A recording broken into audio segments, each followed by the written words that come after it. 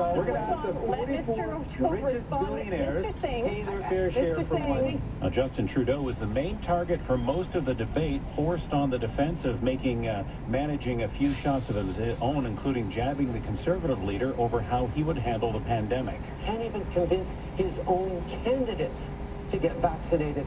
Now, the NDP leader, along with Green Party leader Annamie Paul, trying to brand Trudeau as a failed prime minister. Conservative leader Aaron O'Toole positioning himself as a far more credible choice than Trudeau, and Trudeau asking voters to reflect on his government and allow it to finish the fight against COVID-19. Kevin Meisner, 680 News.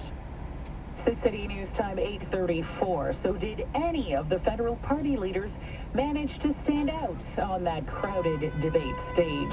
680's Jamie Pulver has the morning after analysis.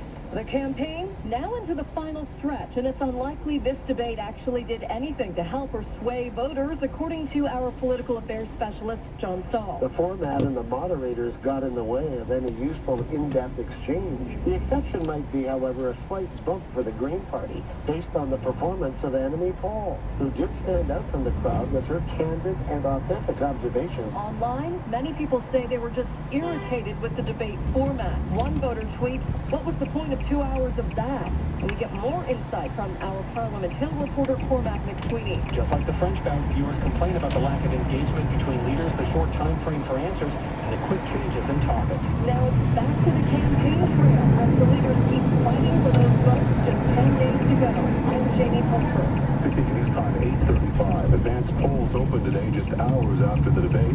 680's Carl Hansky downtown asking voters if what they saw during the five calls. Now, even though this is an important election for both leaders, our topic this morning for the city will be to watch.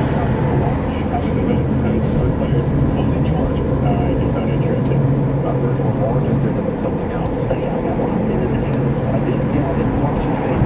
Those who did watch the debate were starting to watch it. I think the mediators were sort of jumping in, not allowing them to go back and forth. Frustrating to watch. A little bit. None of the party leaders really swayed the undecided. Have you made up your mind who you're going to vote for? Not fully yet. I'm still on the fence, yeah. But the debate didn't push you one way or another. No. Now decided in Dan Pulver today to Monday the voter information conference. And I will show you that politicians pushing more for future online. 680 News Time, 8:37. If you are planning to vote on Election Day, this time there won't be as many polling stations in the GTA. Election Canada reportedly blaming the COVID-19 pandemic. 680's Laura Carney has the story. I guess also the travel to be better online if you choose to vote on Election Day. Election Canada tells the CBC 11 GTA ridings will be fewer than half the number of polling stations that they did in 2019 because they have a compliance process to physically distance.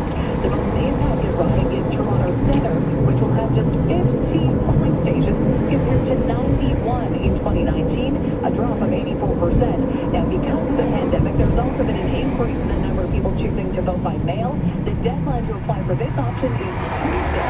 For first-time vote by mailers, your ballot does come with instructions on how to fill it out, but you have to know your local candidate's names. If you are only the name of a political party, your vote won't be counted. I'm Laura Carney. 680 News Time, 8:38. Breaking news this morning from Stats Canada. The August employment report has been released with 90,000 jobs added last month. Our Mike Eppel joins us live from the 680 Business Center. Mike. Yeah, the results above forecast, Paul. They were looking for around 60, maybe 65,000 jobs. But again, 90,000 regained by the labor market last month. That pulled the unemployment rate down to 7.1%. So getting a little bit better. And you have to figure this is going to be some campaign trail fodder today from the talking points. And overall, we saw employment on the full-time side up by 68,000 and part-time jobs up 21,000. So for a change, some economic signals that topped the analysts' consensus forecast, lifting the Canadian dollar right now up by a half a cent at 79.41 cents U.S. at the Business Center. I'm Mike Eppel. 6:30 News Time, 8:38. The incredible run for Leylah Fernandez continues at the U.S. Open. She advanced to the women's singles final, while success could await more Canadians today. Our Simon Bennett has more. There's no doubt Leylah Fernandez has won the fans over in New York, with most of Arthur Ashe Stadium cheering her on. The 19-year-old fought off a strong start from Marina Zabalenka to win in 3 sets. He has beaten the second, the third, and fifth-seeded players to make the final when she will face 18-year-old Emma Raducanu tomorrow. The way I'm playing right now, just having fun. Fortes Brad was there. New York has embraced her, and the tennis world now is one win away from seeing this 19-year-old win one of the biggest tournaments in the world. Still to come, Felix Auger-Aliassime looks to advance for the men's final. He faces Daniil Medvedev this afternoon. Gabriela Dabrowski has her semifinal in women's doubles. I'm Simon Banks. 680 News Time, 8:39. When you get an online quote and switch to Bel Air Direct, you could save up to $750 on your car and home insurance, which means you can live a little larger and finally get that vanity plate you've always wanted. Something like #1 Dad. If it's already taken, #2 Dad, or even #5 Dad, at least you still crack the top 10. And that feels pretty good, doesn't it? Switch and save up to $750 on your car and home insurance. Bel Air Direct. Insurance simplified. Conditions apply. Offer in Ontario only.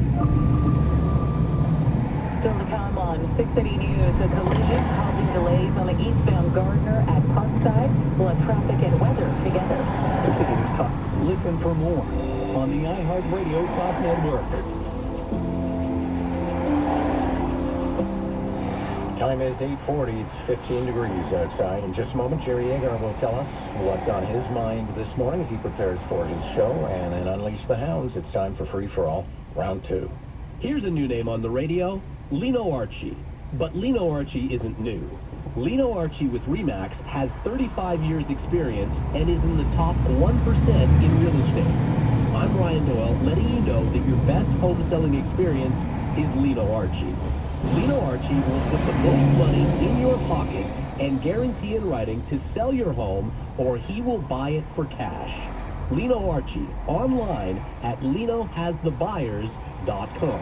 Everyday Canadians are buying homes and getting the wrong mortgage rates. Important announcement. If you have a home mortgage closing in the next 90 days, 1.15% 5-year variable rate mortgages are available at butlermortgage.ca. No matter what you were told or what you signed, you can still switch to 1.15% 5-year. No gimmicks, no fees. Standard mortgages at 1.15% 5-year variable. To learn if you qualify, go to butlermortgage.ca now. License number 12118, high ratio variable rate, APR 1.16%. Who are you? Max, professional dream coach. Where am I? Inside your dream helicopter. And since Friday's Automax jackpot is an estimated $31 million, you're in command. Well, then we must be headed to my seaside home. Then what? Getting onto my cargo to go snorkeling in my private cove. That was one wild ride. Friday's Automax jackpot is an estimated $31 million. Why dream to the min when you can dream to the max? Honey, I don't know what's going on with your toenail, It's a nail fungus infection. but now I have it too. Relax, it's nothing. It's contagious and eats away your nail. It may be nothing, but it's gross. It makes it brittle and discolored. I'm telling you, it's no big deal. And eventually, it can destroy it almost completely. So it'll go away on its own. Yeah, of course. No, it won't go away on its own. It's an infection. Nail fungus should be taken seriously. At the first signs, show it to your doctor and ask about prescription treatments that can be applied to the nail. Hey there, I'm Jagmeet Singh. These last 18 months have been hard for workers, families, local businesses. But the super rich, they've made over $78 billion. And Justin Trudeau is giving them a free ride on their taxes. We can do more to help everyday Canadians, make homes more affordable, fight racism and injustice, and protect our planet and our future. The rich have had their Prime Minister. It's your turn. Authorized by the registered agent of the New Democratic Party of Canada. We gotta make some room in this garage. Your board games? Chuck 'em. Your total body home gym? See ya. Your encyclopedias? Good riddance. Your softball trophies? They're out of here. Start making room for your new Toyota. The Get In and Go event is back. Lease a 2021 Camry SE front-wheel drive today from $79 weekly, 3.99% APR for 60 months with $2,900 down. Visit shoptoyota.ca or shop safely at your local Ontario Toyota dealer. Today on Saturday That Matters with Tony Chapin, presented by RBC. Kevin Newman's career in television journalism is unmasked in Canada. Kevin takes us back to 9/11, the 20 years of destruction that happened afterwards, and why the price of a stellar career also puts a bounty on the quality of family life. Saturday That Matters with Tony Chapin, presented by RBC. Today at noon, right here on News Talk 1010, where Toronto gets answers. Hey there. What is stopping you from owning investment real estate? Hi, I'm Todd C. Slater, president of The Simple Investor. Most people do not want to deal with tenants. Coming up on Thursday, September the 23rd at 7 p.m., we have our Simple Real Estate Investment webinar. Find out who makes the best tenants and how our newest release for $269,000 gives you guaranteed rent, zero repair costs, and no tenant interaction. To register, go to thesimpleinvestor.com today. The Simple Investor. We make the world a real estate investment simple. The weather, well, not the weather necessarily, actually, more in the morning. Brought to you by Manpower Demolition, Ontario's leader in deconstruction. The weather is upcoming, but first, here's Jerry Agar. What's going on? Well, I found a union leader I can agree with, at least on a point. Stop the clock. Okay, stop the clock at 10:15, and we'll get into that. And I know, because I see your text board as much as mine, and I know you get the people, well, why aren't you talking about the fact that everybody in the hospital in Israel is vaccinated? That's a kind of a misunderstanding of what's going on in Israel, and I'm going to attempt to clear all that up at 9:05. There are a lot of people who are determined to be misinformed. That's the thing, and it's very easy to do so, actually, Jerry. I've got somebody who sends me 5 links a day, and I always check the doctor they're citing or the website, and it always turns out to be some sort of a crank. Well, oftentimes it's the same one. I mean, when people were hot on this idea that vaccines cause autism, people would write to me, why don't you educate yourself? And every single person who did that sent me the exact same link. They only had one link. Yeah. Thanks, Jerry. Looking forward to it. Jerry Agar on a Friday morning, 9 to noon. Right now, it's 8:45. Let's get to News Talk 1010. Time for the traffic. It wasn't a terrible drive down. For the most part, it was full of volume delays. Couple of problems, though, one of which is just clear, but it has left us with about a half an hour jam. Southwest 27 flowing off the East Gardner all the way out past South Kingsway, where we had a collision. Thankfully, they managed to get it out of the way quite quickly. Only the left lane was available. If you want to bypass some of the volume, Queensway or even Lakeshore will get you around. South 400 slower than usual through Major Mackenzie. We have the right lane and ramp lane blocked. That's for a collision. Weston or James can get you around those delays. Rest of the major routes trouble-free. Leslie and Finch, keep an eye out for a collision. You can update me as well. Start 1010. Testing the Crosstown LRT on Eglinton East is happening. Be aware. Be safe. Only cross Eglinton at crosswalks. Never cross over the tracks. For more information, visit thecrosstown.ca. I'm Lisa Morales. Your next update at 9, where Toronto gets answers. News Talk 1010. Interesting listening to that, and I can only see that is going to be a problem in the future because people are very reluctant. The blocks are long on Eglinton on some stretches, and people are not going to want to have to walk all the way along a block past the stoplight or use the stoplight to get to the other side. So we'll keep our eyes on that, obviously. Weather, obviously. Let me have the right sheet in front of me. Mixture of sun and cloud today, a high of 23. Overnight, down to a low of 14. Saturday's your better day this weekend, mainly sunny, and a high of 26. It's going to be a little on the gusty side, mind you. And don't write Sunday off until you get there, but at the moment, the forecast is cloudy, chance of showers, and a high of 24. The weather is brought to you by Frank Leo, your home sold guaranteed. Frank Leo of RE/MAX has a multi-million-dollar marketing system to get sold guaranteed or Frank Leo. Go to getleo.com and start packing. Let's have at it. It's 15 degrees outside right now. The time is 8:47. The free-for-all round table, brought to you by The Simple Investor, making the world of real estate investment simple. Round 2. On round 2 this morning, let's say good morning to Robert Benzie, Queen's Park Bureau Chief, Kofi Hope from Monumental and the Toronto Star as well, and Kathleen Wynne is the former Premier, now the Liberal Education critic.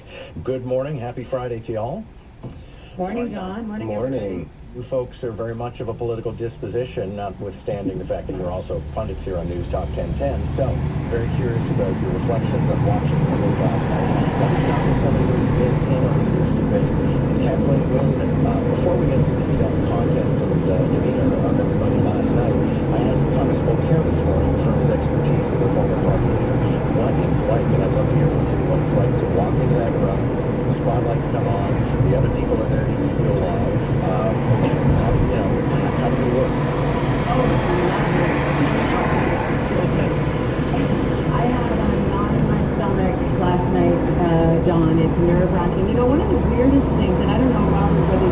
this, but before the debate even started, all of them were standing at their podium for nearly a half an hour. And I couldn't help but think, wow, that must be awful. My experience has been you're off the stage, you go out and you test your podium, but then you're off the stage until the debate starts and then you come in. It's awkward to be standing there pretending that you're studying your notes, and what you're really doing is having that blind look at a piece of paper that you have before an exam. So I found that really weird. The whole thing was a mess as far as I'm concerned. But Okay. yeah, that part was weird. We'll return to you in a second then for your take on the full contents of last night's debate. Robert Benzie, Toronto Star. Yeah, I mean, I agree with Premier Wynne. I thought it was a very messy format. I didn't like the way the moderator injected herself into the proceedings as much as she did. I think I've covered tons of these debates over the years, and I don't want to remember the moderator's name. I mean, Steve Paikin, our friend at TVO, used to do a great job moderating the Ontario debates, and he did some federal debates too, and he just got out of the way. And because Canadians watching these things, they don't want to hear really what the journalists have to say, they don't want to hear what the moderator has to say, they want to hear what the 5 leaders have to say, and so that they can make informed choices on September 20th. And I think that was one of the problems that I had with the format. Having said all that, I thought of all of the leaders, Anna May Paul did the best probably because she had the least to lose in many ways. She's only really running in Toronto Centre, and I think she equipped herself very well and showed that the party that was trying to defenestrate her own party, is in the wrong. I thought she did better than Elizabeth May did in the last election debate. Just before we continue, let's listen in to just one portion of the debate from last night. Robert Turner? The calls to justice are out there, and you haven't acted on them. And I meant it when I said you can't take a knee one day if you're going to take Indigenous kids to court the next. That's not leadership. That's not going to make that things better. line about taking Indigenous kids to court is actually not true. We have committed to compensating those kids who went through that. And what's more than that, this is important. No, you can't say you're not when you talk about taking them to court. When you talk about kids that are fought by you in court. Leaders, I would actually remind you the question is about violence against Indigenous women and girls. Let me recenter you on that. Okay. Kofi Hopal, you don't necessarily have to comment on that particular clip. You can take it in any direction you want. Your take on last night's debate. Yeah, I'd agree with the comments. The format was a little odd. I mean, for me, the fact that leaders didn't have, the traditional opening or closing statements was a bit of an issue. I know that can seem very scripted, but that is, for many Canadians who are just tuning in now, their chance to really hear, in a nutshell, what leaders are about. I think, yeah, Anna May Paul, for sure, for me, did the strongest performance there. Jagmeet was not the strongest, I found. And I think, if the Greens weren't such a mess, they probably would be poaching a lot of votes from the NDP. I think Erin O'Toole did good, especially at the start, but kind of faded to the background as it went on. And Trudeau, I think as the incumbent, everyone was piling on. Didn't have any real moments of shining, but no major gaps. I think kind of, middle of the road. But I would agree that the moderation, and there was so much of journalist perspective there, which, was okay to a point. I liked that they started with some tough questions. I liked the tough questions, but it did get a little excessive. Okay, and last word, Kathleen Wynne. So I really don't think you can talk about this debate without talking about the format and the intrusion of particularly the moderator, but even the journalists coming in with attitude, and I think that the attitude is what set the tone. And the big problem, I think, for people who don't follow politics the way everybody on this panel does, is that they didn't really get any new information from this debate. There was no time to go into an issue and to actually let the leaders explain their position. It was just a series of assertions, and the subject kept changing. So it was really hard to get any kind of in-depth discussion going among them. So I think it really did a disservice to the process of this election. And I think the other problem, John, is that there's not a second English debate. There's no other opportunity. We've had 2 French debates, both of which were better. TVA, I thought, was the best one. But, there's no second opportunity. So I think it's a real problem that has to be fixed in the future. I like one listener texting in the last couple of minutes. I'll tell you who won the debate, Leylah Fernandez. And that, of course, is the young Canadian tennis player who's on her way to the finals of the U.S. Open. Robert Benzie, it's nice to have something to take the pressure out of the pressure cooker that we're living in these days. She is awesome. We were watching, I was working last night on the debate, but I was also watching her win, and that was far more inspiring than anything I heard on the stage in Gatineau. And it's great, you're right, John, in pandemic times, having a new hero like young Leylah is just so inspiring, and she is just awesome, and I really hope she wins the U.S. Open this weekend. Well, and Kofi, I don't know if you're a tennis fan. I think all of us become fans of the sport when somebody's doing so well at it. So I think a lot of Canadians are going to be watching this, the men's semifinal. It's worth noting for bragging rights that the rival for Leylah Fernandez is actually playing for England, but born in Toronto. Yeah, no, and I think as people said, it's such a great story. And I think, listen, I mean, women's sports in Canada have really just thrived in so many places, whether it's the soccer at the Olympics or so many other areas there. And I think, it's incredible to see these athletes shining at this level, and it is what we need. It's